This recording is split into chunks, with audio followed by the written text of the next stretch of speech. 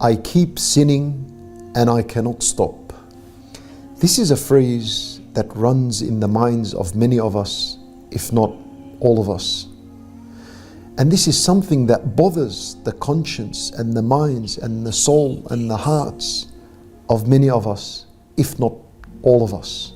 And it could become so destroying to the spiritual state of a person and the emotional state of a person, to the point where he begins to think of himself as being a hypocrite and thinking of himself that he is evil, wrongdoer, corrupt human being, to the point where such people can become so confused and distressed that they are on the verge of leaving Islam altogether. Why?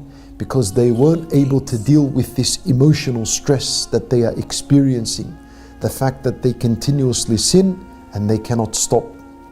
And they're on the verge of leaving Islam, unfortunately, because they didn't learn how Islam addressed this issue. And what solution did Islam offer for this issue? What is the Islamic remedy for this?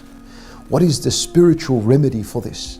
My brothers and sisters in Islam, I won't share with you the very famous hadith that we all know, that Rasulullah sallallahu alayhi wasallam said, كل بني آدم خطاء وخير الخطائين التوابون. You all know this hadith. And Nabi sallallahu alayhi wasallam said that all the son of Adam are sinners and the best of sinners are those who repent.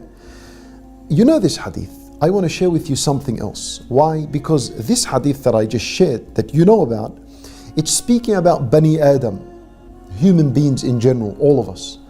But I wanted to share with you a special and more specific hadith that speaks about the believer, the believing man, the believing woman, and their relationship with sins, no matter what sin it is. Listen to this hadith very carefully. And Nabi sallallahu alayhi wasallam in this hadith, he is describing the relationship of a believer with sins. Now, the relationship a believer has with sins.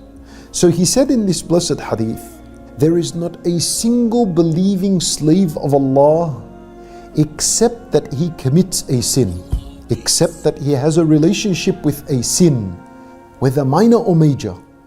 Now, the believer's relationship with a sin is now of two types.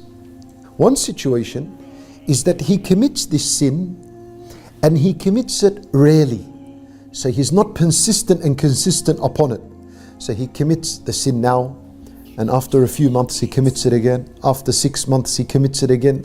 The second situation, a believer, the same believer, could have a relationship with a sin in where he commits very regularly and he's persistent and consistent upon it.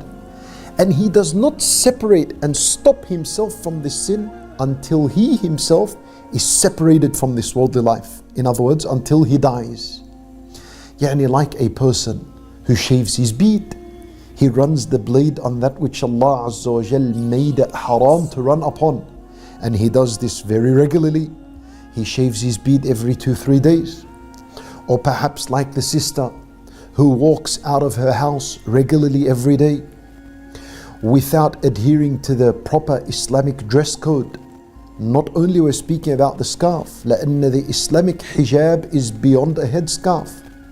Or it could be that person who just cannot control his tongue and swears and slanders and so on, not once a day, almost 2, 3, 4, 100 times in 1 hour. Or it could be the person that smokes not one cigarette a day, packets and packets a day. For this is the believer's situation. Now Nabi sallallahu alayhi wasallam in the beginning part of this hadith explained the problem. This is the problem. A person that commits a sin and cannot stop. What's the solution? Listen to the second half of the hadith. And Nabi sallallahu alayhi wasallam, he says that the believer has been created to be tested. That's right. Every single believer will be tested.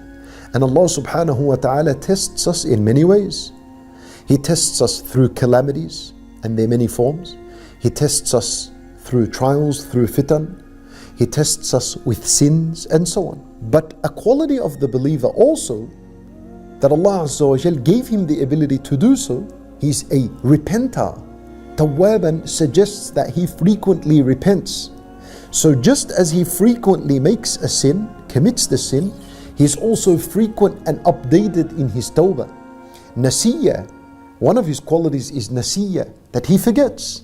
Just like our father Adam alayhi salam, when he ate from the forbidden tree in the paradise, Allah Azza wa Jalla, he said, فَنَسِي, he forgot. Adam alayhi salam, nasiya.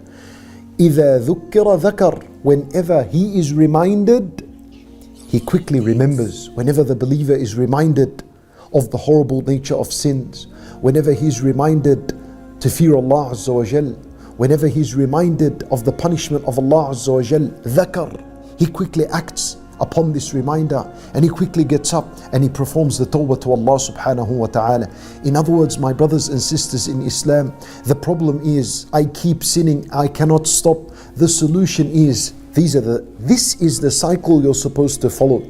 Just like you have a cycle of continuous sin, you need to break that cycle and introduce a few more things into this cycle, which is mufattana.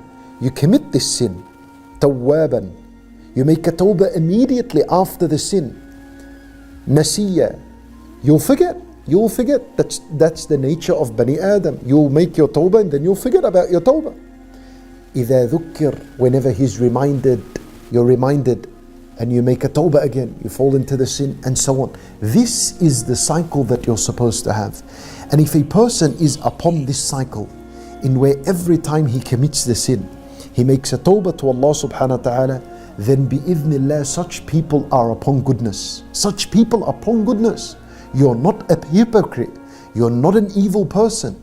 You're not an evil person. You're not a hypocrite. Don't allow the shaitan to take advantage of you and take advantage of your situation.